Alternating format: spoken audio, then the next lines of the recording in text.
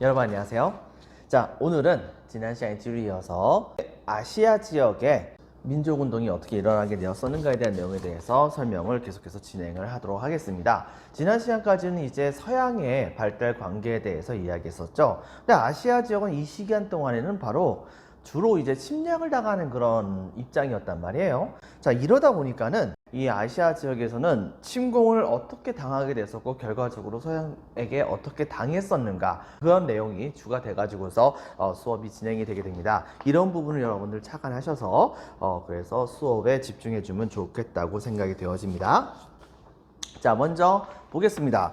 자, 프린트는 1페이지에 해당이 되고 교과서는 141페이지. 이렇게 여러분들이 한번 봐주시기 바랍니다. 자, 1번 청이 유럽 열강의 문호를 개방하다. 사실 예전에 역사원에서 선생님이 얘기했을 때는 청나라는 이른바 강희제, 그 다음에 옹정제, 그리고 걸륭제, 이렇게 3대에 걸쳐 가지고서 이 중국 역사상 가장 국가를 잘 다스렸다고 얘기할 수 있을 정도로 엄청나게 크게 번성을 했었다라고 한 내용까지 이야기를 했었어요. 그리고 이제 국민들에게, 백성들에게 세금을 걷는 것이, 이제 세금 걷는 것도 힘들어 죽겠어요. 그러다 보니까 나중에 아예 어떻게 했냐면은 이제 사람 머릿수마다 걷었었던 그런 세금을 사실상 완전히 다 면제를 시켜버린 모습을 보여주게 되면서 백성들이 더 살기 좋아졌었다라고 하는 것을 이야기했었고요. 명나라 때 시행됐었던 은으로 세금 걷는 방법을 바로 일조편법이라고 얘기했었죠. 이것을 좀 더 확실하게 이제 좀 더 적게 백성들에게 걷는 모습을 보여주게 됩니다. 이른바 지정훈제라고 하는 건 세금 제도를 시행을 하게 되면서 이 청나라는 나름대로 국가를 잘 다스려 나가는 모습을 보여줬습니다. 그런데요, 아이러니컬하게도 이렇게 해가지고서 백성들이 살기 좋아지게 되자 이 살기 좋아졌던 것이 청나라 몰락의 시작이 되게 됩니다. 정말 아이러니컬하죠? 어떤 상황이 됐는지 한번 살펴보겠습니다. 자, 내용은 다음과 같습니다. 자, 먼저 청리 아편무역으로 위기에 빠지다에 대한 내용을 보면은 첫 번째, 부정부패와 혼란이 일어나게 됐었습니다. 즉 무슨 말이냐? 말 그대로 청나라는 당시에 청나라의 이제 걸륭제, 마지막 황궁기를 구사했었던 걸륭제라고 하는 황제가 거의 영조급이나 우리 조선으로 따지면 영조급에 해당할 정도로 오랫동안 국가를 50년 가까이, 50년 넘게 그 정도에 해당되는 시간 동안을 국정을 잘 다스려 나가는 모습을 보여주게 됩니다. 전쟁을 할 때마다 매번마다 승리를 했었죠. 자, 이런 것까지는 좋았어요. 근데 이제 문제는 뭐가 있었냐면 그 말기쯤 가게 되면서 이때 당시에 황제의 명령, 뭐라고 할까, 관리들은 일단은 관리가 됐다 하면은 창의적으로 여러 가지 일들을 했었던 것은 아닙니다. 위에서 내려왔었던 명령만을 수행하는 모습을 보여주게 됐었어요. 그리고 개인적으로 봤을 때도 처음엔 안 그랬었지만 나중에 시간이 흘러갈수록 법의 허점을 이용해 가지고서 이제 걸륭제가 통치하는 그 기간 동안에 국가를 어떻게 다스리는지에 대해서 파악이 됐을 거 아닙니까? 바로 그 허점을 이용해 가지고서 각종 부정부패 같은 것을 일으키는 인간들이 등장을 하게 됩니다. 그 외에도 여러 가지 혼란들이 점차 많아지게 됐었죠. 근데 제일 중요한 것 중에 하나는 바로 인구 증가입니다. 무슨 말이냐면 이 청나라 이 말기 때쯤에는 청나라 전성기 때쯤에 엄청나게 증가했었던 그 인구수들, 거기다 플러스 해외에서부터 이른바 구황작물이 전래가 되게 되면서 청나라 전역에서 이것이 재배가 되다 보니까는 옛날엔 불모지로 버려졌었던 그런 많은 땅들이 많이 개간이 되면서 감자라든가 고구마라든가 옥수수 뭐 이런 것들이 엄청나게 많이 재배가 되게 돼요. 그걸 먹고 사는 그런 사람들의 숫자가 되게 많아지게 되면서 인구가 폭증하게 됩니다. 문제는 뭐냐면 거기에 비교해서 봤을 때 경작할 수 있는 땅의 양은 굉장히 적었던 것입니다. 이렇게 되다 보니까 자연스럽게 처음에 인구가 증가할 때는 괜찮았는데 인구가 증가한 다음에는 그 다음 세대에서는 더 이상 경작할 땅이 없다 보니까 반대급부로 바로 오히려 식량이 모자라게 되는 문제가 일어나기도 했었고 흉년이 닥치는 등의 문제가 일어나기도 했었던 것입니다. 조금씩 청나라가 흔들리기 시작했다 볼 수 있겠죠. 근데 거기다가 플러스 바로 불교의 이제 그 아류라 볼 수 있었던, 불교는 아니고요. 불교의 한 아류라 볼 수 있었던 백령교라고 하는 종교 집단이 사실상 옛날 한족을 중심으로 해가지고서 국가를 만들자라고 하는 그런 움직임들, 반청운동 같은 것을 하는데 되게 활발하게 활동을 많이 하고 있었었는데, 나중에 가서는 권륜주의 말기 때쯤에 이 백령교도의 난이라고 하는 반란이 일어나게 되면서 중국 전역이 되게 많이 혼란이 시작이 되게 됩니다. 근데 하필이면 그때 이게 백령교도의 난이 한참 벌어졌을 때인가 이럴 거예요. 이때쯤에 바로 이 권룡제가 죽게 되죠. 죽게 되는데 바로 이때 당시에 그것을 시작으로 해가지고서 전국 각 지역에서 이제 인구 압박 뭐 이런 식의 문제들, 이런 것 때문에 굉장히 많은 부분에서 백성들이 되게 힘들게 살다가, 그러다가 옛날에 걷었었던 그 세금보다도 더 많은 세금을 걷는 모습들, 왜 관리대 부정부패라든가와 같은 문제들 때문에 이런 것들이 또 겹치게 되게 되자 자연스럽게 백성들은 이거에 대한 불만을 가질 수밖에 없었던 것이죠. 그 과정 중에서 자연스럽게 농민분기가 일어나게 됐던 것입니다. 자, 그래도 이것은 아직까지는 청나라가 감당을 하는 것이 가능했었던 수준이었어요. 자, 근데 이제 이거에 결정타를 날렸던 사건이 있었었죠. 바로 뭐냐? 바로 청과 영국의 무역관계 문제가 심각했었던 것입니다. 지금 무슨 말이냐면, 예전에는 청나라와 영국 간의 그런 뭐라고 할까, 무역관계가 현무역이었었어요. 일방적으로 청나라가 영국에게 수출하는 방식이었단 말이에요. 자, 그런데 이것이 이른바 삼강무역의 형태로 바뀌게 됩니다. 내용을 자세하게 한번 살펴볼게요. 상황은 이렇습니다.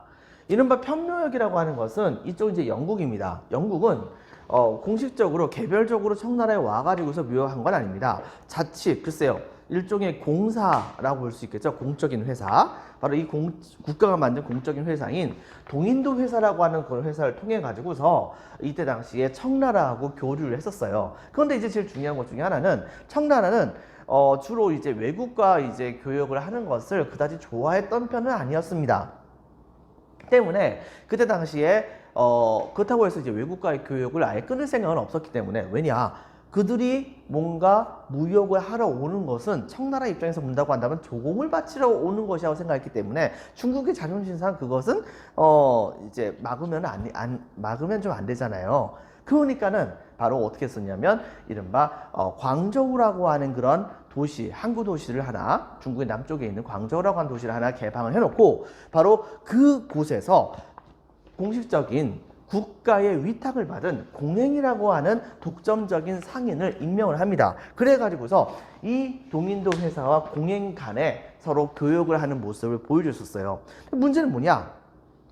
당시에 전 세계적으로 엄청나게 인기를 있었던 그런 물품들이 중국의 차와, 그 다음에 중국의 특산물이죠. 바로 비단, 그리고 중국의 또 다른 특산물이죠. 도자기, 이런 것들이 엄청나게 유행을 많이 했었거든요. 그런데 문제는 뭐냐?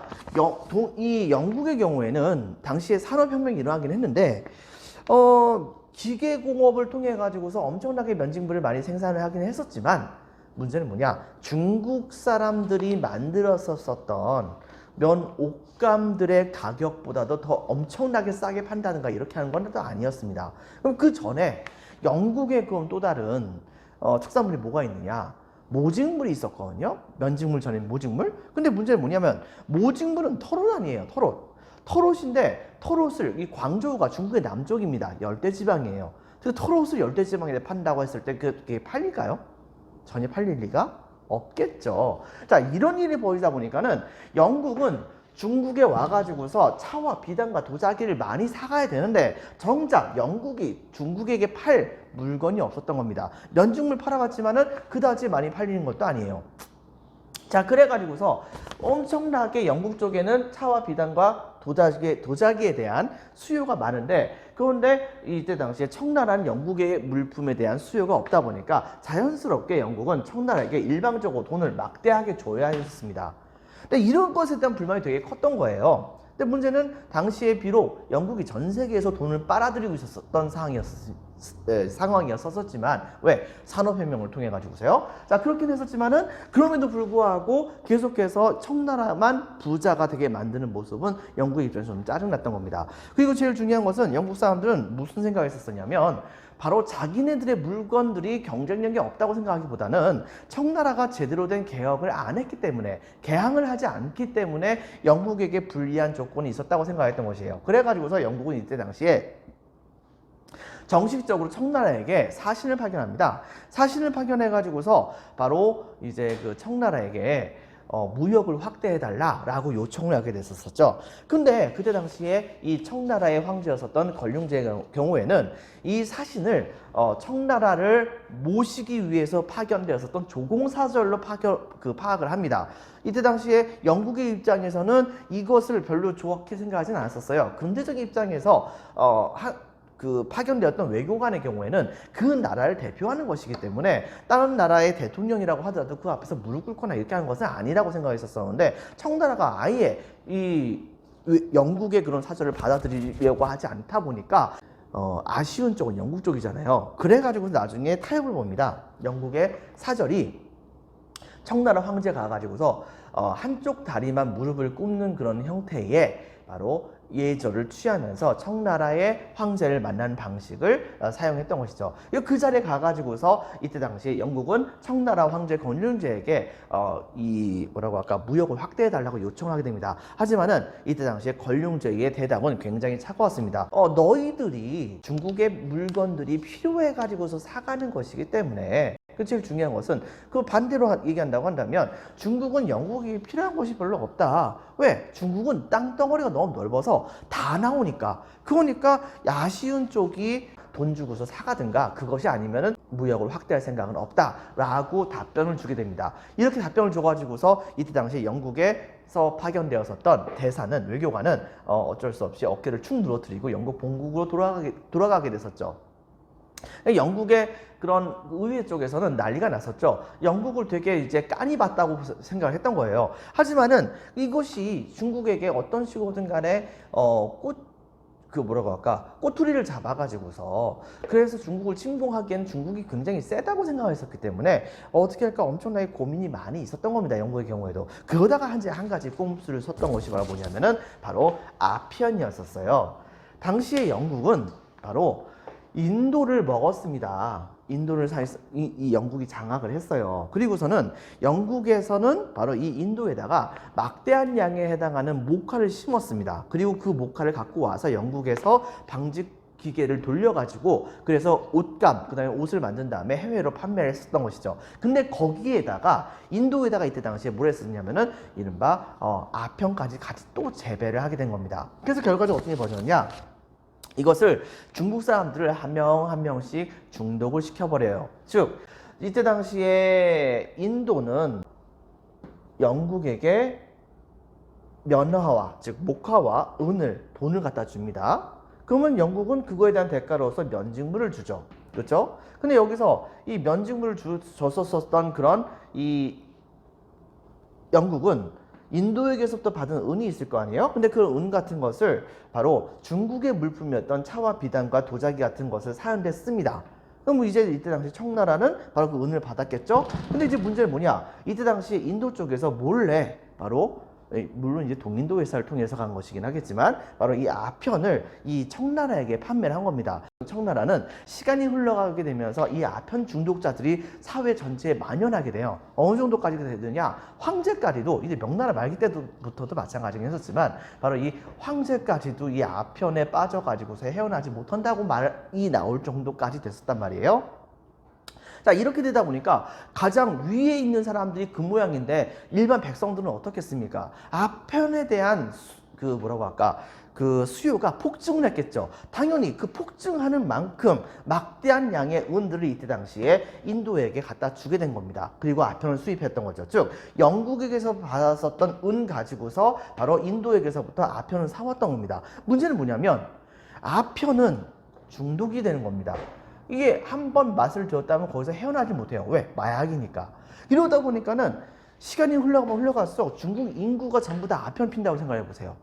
그렇다고 한다면 그 사람들은 바로 이 아편들을 이 인도에서부터 가져오려고 하다 보니까 이전에 이 영국에서 받았었던 많은 은들을 계속해서 청나라에 계속 쌓여 있었는데 이것들이 상당수가 인도로 넘어가는 문제가 벌어지게 됐던 것입니다. 그렇게 되게 됨에 따라서 자연스럽게 이 청나라 안에는 바로 이 은의 양이, 은의 절대적인 양이 줄어들게 돼요. 근데 여러분 생각해 보세요. 예를 들면 청나라 안에 은의 양이 줄어들었습니다. 그렇다고 한다면 자연스럽게 은의 가치가 올라갈까요? 내려갈까요? 은의 가치는 당연히 올라갑니다. 그런데 옛날에 비교해서 봤을 때 세금은 똑같아요. 즉 똑같이 은을 100냥을 갖다 바치는 거지만 바로 은의 가치의 상승에 따라서 백성들의 바로 세금 부담이 더 많아지게 된 겁니다. 은의 가치가 올라가게 되니까요. 이런 문제가 되다 보니까 청나라는 말 그대로 엄청난 이제 위험에 빠지게 됐던 겁니다. 아편 중독자들 때문에 군대조차도 완전히 쫄딱 망했다고 볼 수 있는 상황이었었고요. 자, 내용을 보면 다음과 같습니다. 먼저 첫 번째 별표 하나 쳐주세요. 국내 동그라미 1번 관리들의 부정부패와 정치의 혼란, 그 다음에 동그라미 2번 빈칸에 적겠습니다. 인구 증가. 인구 증가로 인한 토지 부족. 동그라미 3번 백년교의 난, 백년교의 난 등 각종 농민 반란이 일어나게 됩니다. 별표 2개. 국외에서는 청과 영국의 무역 관계가 맨 마지막에 미소 치겠습니다. 빈칸에 들어갈 말은 삼각무역. 이 삼각무역부터 시작하세요. 삼각무역 19세기으로 변화. 자, 편무역의 경우에 어떤 것이었느냐? 청, 동그라미, 빈칸에 적겠습니다. 광저우를 통한 무역만 허용이 됐었는데, 그런데 자, 이때 당시에 바로 광저우의 독점 상인이었던 사람이 있었죠? 그 사람이 누구라고 했었죠? 청나라의 독점 상인, 바로 공행. 잃어버리면 안 됩니다. 공행. 이 공행을 통해 차와 도자기를 판매했었습니다. 이걸 일컬어서 우리는 바로 공행무역, 공행을 통한 무역이라고 해서 공행무역이라고 하고, 이 영국의 경우에는 빈칸에 적겠습니다. 영국의 공적인 회사가 있었다고 했었죠. 바로 동인도 회사. 동인도 회사를 통해 면직물 및 은을 교환하게 됩니다. 밑줄 칩니다. 결과적으로 이것 때문에 밑줄 칩니다. 영국의 심한 무역 적자. 하지만 삼각무역 동그라미. 자, 영국 밑줄. 영국은 자, 오른쪽 끝에 밑줄 빈칸에 적겠습니다. 인도산 아편. 인도산 아편을 청의 밀매 밑줄 칩니다. 자, 영국 동그라미. 이것 때문에 바로 자, 첫 번째. 자, 밑줄 무역 적자를 해소합니다. 아편을 많이 팔아가지고서 영국이 엄청나게 떼돈을 벌죠. 자, 동그라미 1번. 청의 경우에는 동그라미 1번. 막대한 은이 영국으로 유출됩니다. 정확히 얘기하면 인도로 유출된 은은 당연히 영국에서 많이 다 가져가게 되다 보니까 당연히 영국으로 은이 다 유출되었다 볼 수 있는 거겠죠. 동그라미 2번 청의 빈칸에 적겠습니다. 아편. 청의 아편 중독자가 증가하는 상황이 벌어지게 됩니다. 자, 이런 문제를 바로 공식적으로 드디어 청나라가 알게 되었습니다. 자, 그래가지고서 당시에 이 청나라는 이 아편을 금지하는 방법을 이제 도모를 해보려고 했었던 것이죠. 그런데 이제 문제는 뭐냐? 이 아편은 공식적으로 청나라가 수입하는 물건이 아니에요. 밀수하는 겁니다. 때문에 근데 문제는 청나라도 이 영국의 상인들이 바로 아편을 갖고 와가지고 한번 판매하는 것은 잘못된 것이다. 그러니까 얘네들한테 좀 청나라의 아량도 보여주면서도 이 아편을 판매하지 않도록 하게 해야겠다라고 생각했었습니다. 그래가지고 당시에 청나라는 어떻게 했었냐면 대표적인 그때 당시에 청나라의 아편 엄금론자, 아편을 반드시 금지를 해야 한다고 주장했었던 임칙서라고 하는 그런 관료를 이 광저우로 파견하게 돼요. 광저우를 파견해가지고서 아편을 금지해라 라고 명령을 내렸고, 그 결과 임칙서는 어떻게 했냐면 이 광저우에 도착을 해가지고서 영국 상인들을 불러다 모아놓고 아편 니네들이 갖고 있는 거 내놔라. 내놓으면은 지금부터 이게 아편 무역은 금지한다. 다만 너희들이 손해보는 것은 최대한 막기 위해서 너희들이 갖고 있는 아편의 양만큼 중국이 너희들이 맨날 사가는 중국의 차 이런 것들을 바로 대거 많이 주겠다. 그러니까 아편 다 내놔라. 그리고 지금부터 아편 무역 아편 무역 시작하는 거 금지다라고 딱 선언을 합니다. 근데 이것을 말을 들을 영국 사람들이 아니잖아요. 그러니까는 이때 당시에 아편 이 청나라 정부에 협조를 해가지고서 아편을 내놓은 사람도 있었지만 아편을 내놓지 않는 사람들이 되게 많이 있다 보니까 이게 이 임칙서가 어떻게 했냐면 군대를 끌고 와가지고서 이 영국 상인들이 머물고 있는 그런 영국 상인들의 그런 지역 있죠? 차지하고 있던 그 땅을 완전히 봉쇄를 해버려요. 먹을 거, 입을 거, 뭐 아무것도 못 들어가게 만들고 완전히 봉쇄를 해버려 가지고서 영국 상인들이 이때 당시에 잘못하면 굶어 죽을 것 같다, 근데 목말라 죽을 것 같다 라고 하는 위기를 느끼게 되면서 결과적으로는 임칙서의 말을 들을 수밖에 없는 상황을 만들게 됩니다. 그래 가지고서 엄청나게 많은 양에 해당하는 아편을 이때 당시에 몰수를 하죠. 그리고 이것을 그냥 바닷물에다가 풀어버리면 이것도 이제 되게 유독하니까 이것을 나름대로 중화를 시켜가지고 그래가지고서 이제 여러 차례에 걸쳐가지고서 없애버리는 조치를 취하게 함으로써 아편을 완전히 몰수해서 없애버리는 조치를 실제로 취하게 됩니다. 근데 문제는 뭐냐? 여기까지는 좋았어요. 임질서가 되게 잘하는 것 같았었죠. 그런데 이 소식이 누구 귀에 들어가게 됐냐면 영국 정부의 귀에 들어가게 됐던 것입니다.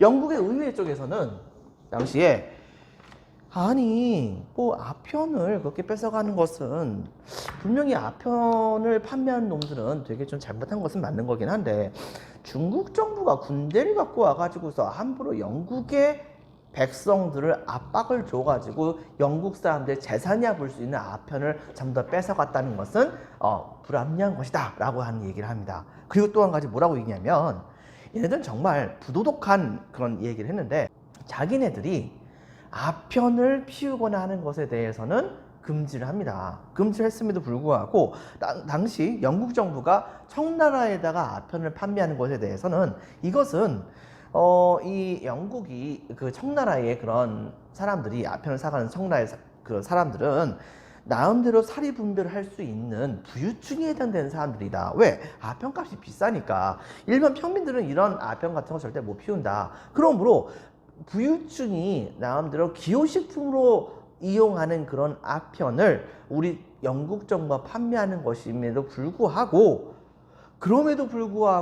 청나라가 이걸 금지한다는 것은 바로 국가 간의 무역을 대등하게 하자라고 하는 건 자유무역의 주의에 완전히 위배가 되는 것이다. 그리고 영국 정부의 상업에 관련된 권리를 이 청나라 정부가 침해한 것이다 라고 하는 그런 명목으로 이때 당시에 아주 근소한 차이로 이 영국 정부는 청나라에게 싸움을 걸자라고 하는 의회의 의결을 하게 됩니다. 그래가지고 결과적으로 의결이 됐어요. 그래서 대규모의 군대가 파병이 됩니다. 이 군대는 드디어 중국의 난징 근처까지 오게 됐던 것이죠. 이곳에서의 싸움. 근데 문제는 뭐냐? 청나라가 너무 준비가 안 돼 있었던 겁니다. 영국의 함대들의 상당수는 그때에 이른바 사거리도 훨씬 더 넓고 되게 크고 그 다음에 철로 만들어진 그런 배들이 되게 많이 있었어요. 그런데 이때 당시에 청나라의 배들의 상당수는 옛날 우리나라로 따지면 옛날 이순신 장군 있었을 때 그런 팔옥선 같은 거 있죠. 정크선이라고 보통 얘기하는데 이런 배들이 나무로 만든 그런 배들이 가득 있었던 겁니다. 이런 배들을 가지고서 그리고 영국 정부가 갖고 있었던 대표의 성능에 비교해서 봤을 때 청나라 정부가 갖고 있었던 그 대포의 성능은 완전 하등에 해당되는 것이었습니다. 그런 상황에서 상대가 전부 다 되지 않았던 거예요. 청나라 해군 사실상 전멸당하면서 난징이 사실상 함락을 당하게 되는 상황이 벌어지게 되자 중국 정부는 여기에서 깜짝 놀랍니다. 난징은 옛날 명나라 시대 때 명나라의 수도가 있던 곳이었는데 근데 거기가 함락됐다는 것은 굉장히 좀 문제가 있는 거잖아요. 근데 문제는 뭐냐? 중국의 수도는 당시에 북경이었습니다. 북경하고 난징의 위치는 하늘과 땅 차이입니다. 우리나라 남북한을 통합한 것보다 훨씬 더 길어요. 그 거리 차이가. 이러다 보니까 좀 변방에 있는 오랑캐, 영국이라고 하는 오랑캐가 중국을 조금 좀 힘들게 하네. 그러니까 걔네들이 원하는 거 조금 들어줘.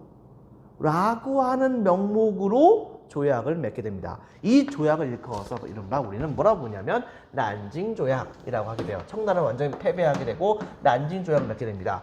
이 난징 조약에서는 첫 번째 상하이를 비롯해서 5개의 항구를 일단 개항을 시킵니다. 근데 여기서 청나라는 머리를 써요.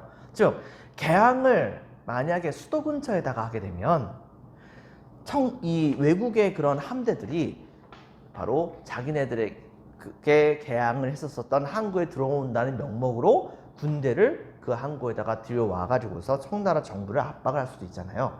그래가지고서 사실상 이 상하이 등 5개의 항구들의 상당수는 그 전부 다는 다 남쪽 지역에다가 났었습니다. 당시 청나라의 수도는 베이징 북경 지역으로서 북쪽에 있었었는데 말이죠.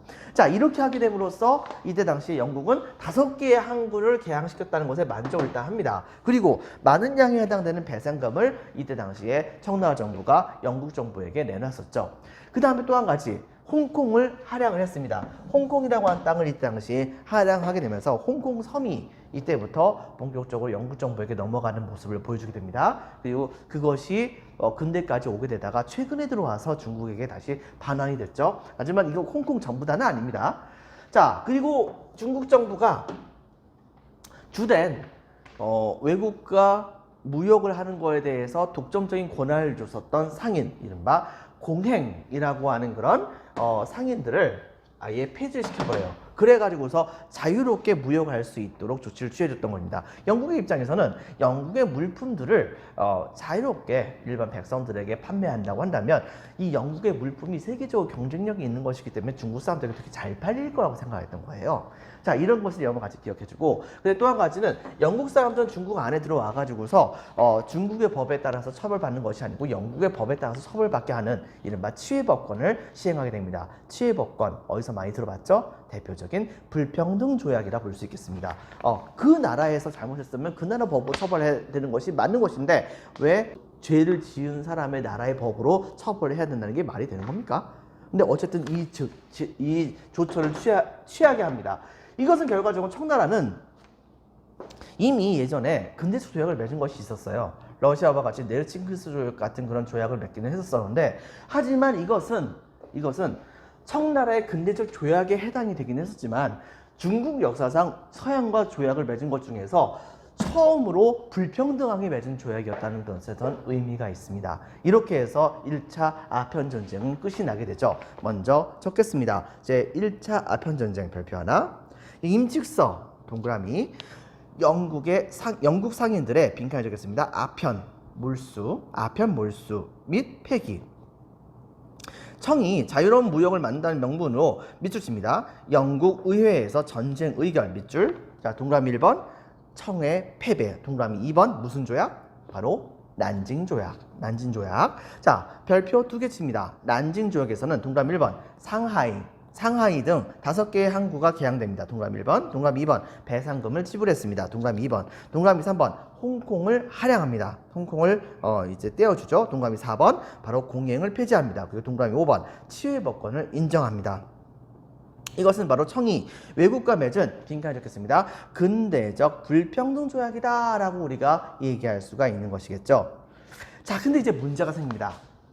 바로 영국이 불만이 너무 많았던 거예요. 즉 조약을 맺어서 무려 5개에 해당하는 항구를 개항시켰지만 알고 봤더니 영국의 옷감이 그다지 필요하지 않았었던 남쪽 지역의 사람들이었던 겁니다. 거기다가 항구만 개항했지 중국의 땅덩어리는 무지하게 넓잖아요. 근데 이때 당시에 상인들은 절대로 바로 양쯔강의 상류 지역, 그러니까 내륙 지역 깊숙하게 들어올지 못하게 조치를 취해버려요.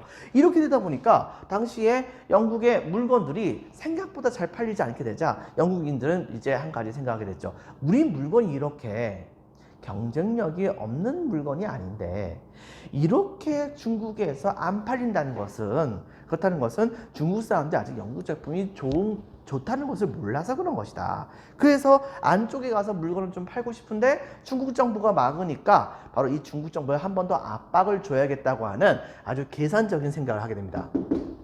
근데 거기다 또 한 가지, 청나라 시대 때에 많이 들어왔었던 천주교, 이미 이전의 시기 때에 이 청나라를 좀 개종시키려고 많이 파견됐었던 예수회와 같은 단체가 있었지만은 이런 단체들은 나중에 유교 전례 문제로 인해 다 쫓겨나게 됩니다. 그리고 이 청나라 안에서 그 천주교가 전파되는 것이 바로 법으로 금지가 됐었는데, 그럼에도 불구하고 선교를 명목으로 해서 굉장히 많은 선교사들이 이때 당시에 청나라에 파견이 됐었죠. 그리고 이것을 발견했던 청나라는 법을 어겼다는 명목으로 그런 선교사들을 전부 다 처형하는 모습을 보여주게 됩니다. 이른바 천주교 탄압 문제가 일어나게 됐던 거예요. 자, 이렇게 되자 바로 이거에 대해서 이 프랑스는 나름대로 전 세계적으로 봤을 때 천주교의 수호자라고 스스로 자처하고 있었던 그런 나라가 바로 이 프랑스였는데, 이 프랑스가 바로 봤을 때는 천주교를 이렇게 탄압한다는 것은 말이 안 된다고 생각했던 겁니다. 우리나라 같은 경우에도 바로 그 천주교를 탄압한다는 명목으로 병인 양요가 일어나기도 했었잖아요. 기억날까요, 여러분들? 자, 이렇게 되자 이 프랑스는 이 청나라 압박을 한번 주고 싶었습니다. 하지만 단독으로 청나라에게 쳐들어가 가지고서 싸움을 걸기에는 뭔가 좀 청나라가 좀 셀 것 같았던 거예요. 근데 이때 당시에 바로 영국과 프랑스가 같은 그런 목적이 있었던 겁니다. 그들의 실제적인 내재적인 목적은 달랐지만은 어쨌든 간에 청나라를 압박을 줘야지 바로 자기네들이 원하는 것을 이룰 수 있을 거라 생각을 해가지고서, 그래서 바로 영국과 프랑스가 몰래 이제 손을 잡게 됐던 것입니다. 그리고 빌미를 기다렸죠. 바로 청나라에게 싸움을 걸 빌미를 기다렸던 겁니다. 당시 근데 밀무역이 워낙 많았던 거예요. 양쯔강이 또 워낙 넓다 보니까, 그러다 보니까 굉장히 많은 그런 배들이 중국의 각 지역에 있는 강을 중심으로 해가지고서 이렇게 밀수품을 막 이제 판매하는 경우가 생겼었는데, 갑자기 어떤 일이 벌어졌냐면 에로호라고 하는 그런 배가 밀수를 하다가 중국 관원들에게 걸리는 사건이 벌어지게 됩니다. 근데 문제는 뭐냐면 거기 안에 있었던 그런 사람들 전부 다 중국인이에요. 영국 사람 없습니다. 그런데 웃긴 게 뭐냐, 이 에로우호라고 하는 건 배는 에로우호잖아요. 이상하게 생각하면 안 됩니다. 에로우호예요. 화살, 여러분들. 그런데 문제는 뭐냐, 이 에로우호에 걸려 있었던 국기가 영국 국기였던 겁니다. 그래가지고서 이 선원들은 이 청나라가 영국한테 된통 당했으니까 영국 국기를 달고서 무역을 하면 함부로 건들지 않겠지라고 이 밀수 선원들은 그 생각을 했었던 것인데, 중국 정부는 이걸 알아채가지고서 이들을 전부 다 체포하는 사건이 벌어졌던 거예요. 근데 그 과정 중에서 뭐 일설에 의하면 중국 관원들이 영국 국기를 이제 이 선원들에게서부터 뺏어가지고서 이 배에서부터 내리는 과정 중에서 영국 국기에 대한 모독을 했답니다. 예를 들면 뭐 국기를 그 바닥에 놓고 밟았다든가 뭐 이런 식의 행동을 했던 것 같아요. 아니면 뜯어서 내리는 과정 중에서 뭐 지나가면서 밟았다든가 뭐 그랬나 보죠.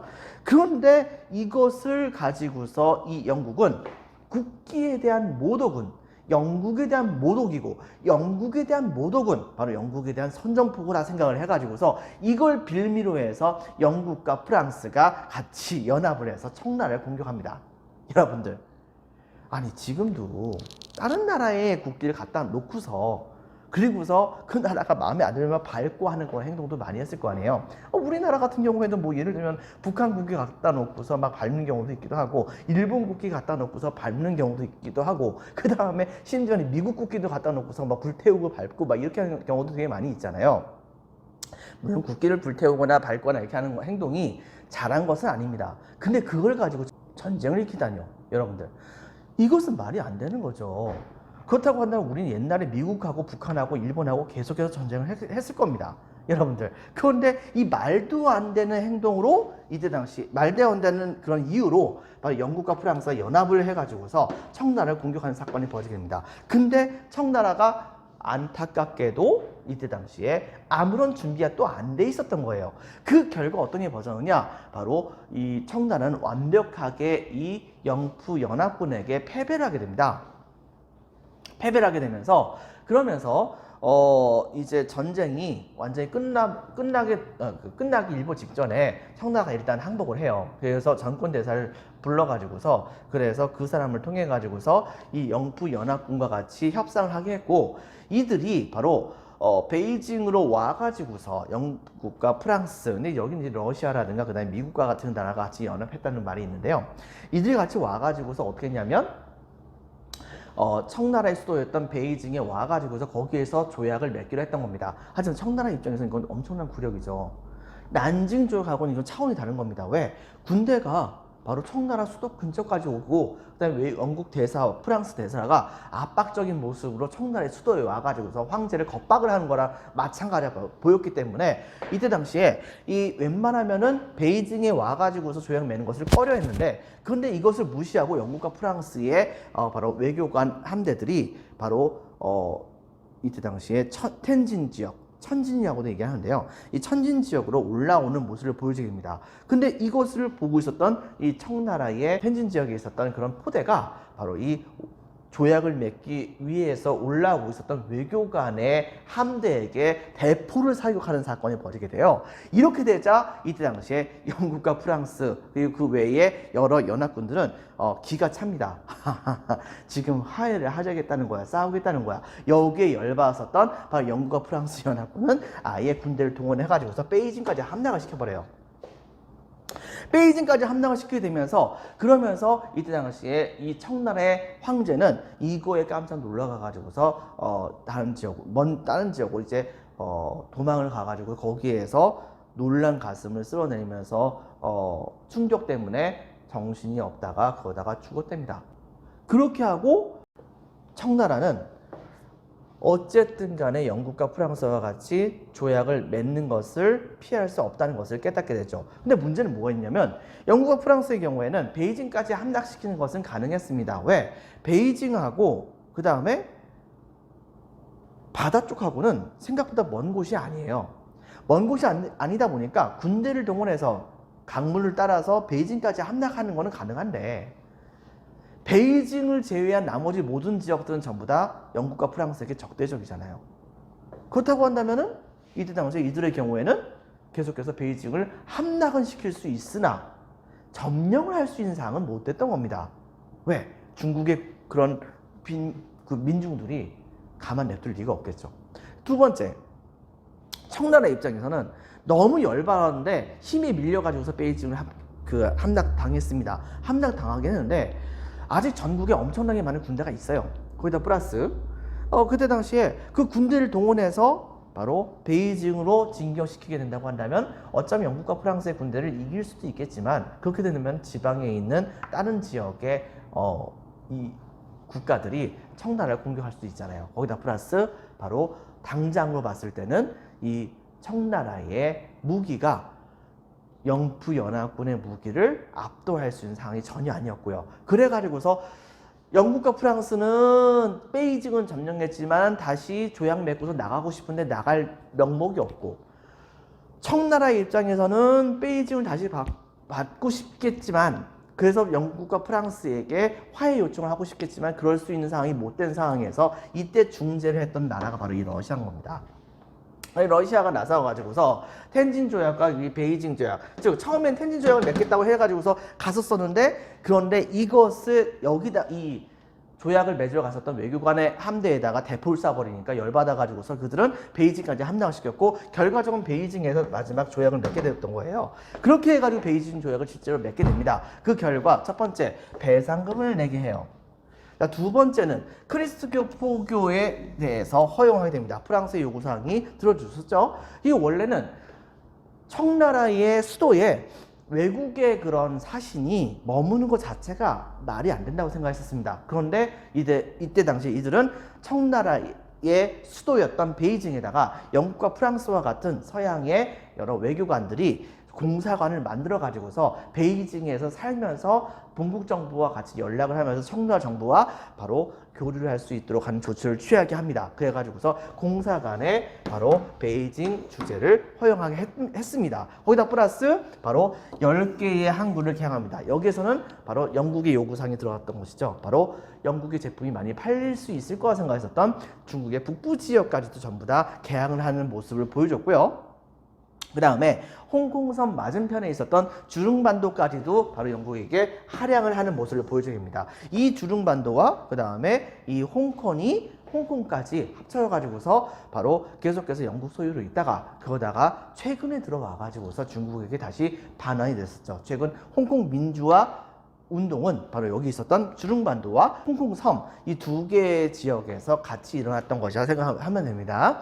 자, 그렇게 했고, 그런 상황에서 러시아는 바로 꿍꿍이가 있을 거 아니에요. 그렇게 중재해 줬었던 거에 대해서. 청나라는 당장 이 힘으로 영부 연합군을 제압할 수 있는 상황이 안 됐는데 이 러시아가 중재해 주니까 바로 그거에 대해서 고맙다는 명목으로 당시에 러시아에게 바로 연해주지라고 하는 건 지역을 주게 됩니다. 러시아가 원했던 것은 바로 얼지 않는 항구를 찾는 것이었는데, 근데 이때 당시에 연해주 지역을 차지를 하게 되면서 그 연해주 지역이 거의 최남단 지역에다가 좀 덜 어는 그런 항구라 볼 수 있었던 블라디보스톡이라고 하는 항구를 만들게 됩니다. 그리고서 연해주 지역을 완벽하게 차지하게 되죠. 근데 그 차지하는 과정 중에서 이들이 새롭게 접경을 하게 됐던 나라가 있었습니다. 그들이 바로 우리 조선이었던 겁니다. 여러분들,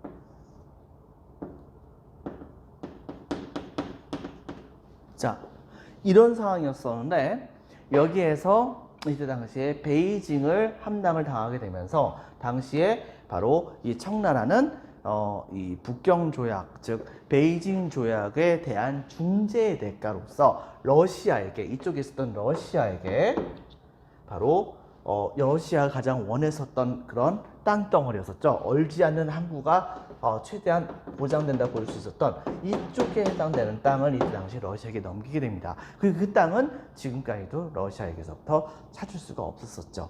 이런 측면을 여러분들 같이 기억을 해주기 바랍니다. 자, 그래서 자, 동그라미 4번 2차 아편전쟁을 보면 다음과 같습니다. 경과 1번, 자, 영국 동그라미 영국 동그라미 청을 보다 많이 개방시키고자 함 밑줄. 동그라미 2번 프랑스 동그라미 청의 천주교 박해에 대한 불만. 자, 그 동그라미 3번 에로우호 사건. 에로우호 사건. 청의 관리가 에로호라고 했네요. 근데 에로우입니다. 에로우 정확히. 에로우호의 선언을 체표하게 됩니다. 그리고서 발발. 자, 영국과 프랑스군이 연합하여 청나라를 공격하게 됐었고, 빈칸에 적혔습니다. 베이징에 함락당합니다. 베이징 함락 밑줄. 결과적으로는 러시아, 빈칸에 적혔습니다. 러시아의 중재로 텐진 조약 동그라미, 베이징 조약 동그라미. 자, 베이징 조약 별표 2개. 베이징 조약의 경우에는 동그라미 1번 막대한 배상금 지불, 동그라미 2번 크리스트교 포교를 허용하고, 동그라미 3번 외국 공사의 베이징 주재를 허용합니다. 동그라미 4번 10개의 항구를 개항하고, 동그라미 5번 주릉반도 할양. 러시아 동그라미 베이징 조약의 중재 대가로 빈칸에 적혔습니다. 연해주 차지. 자, 여러분들 수고 많으셨습니다. 오늘은 여기까지 하겠습니다. 감사합니다.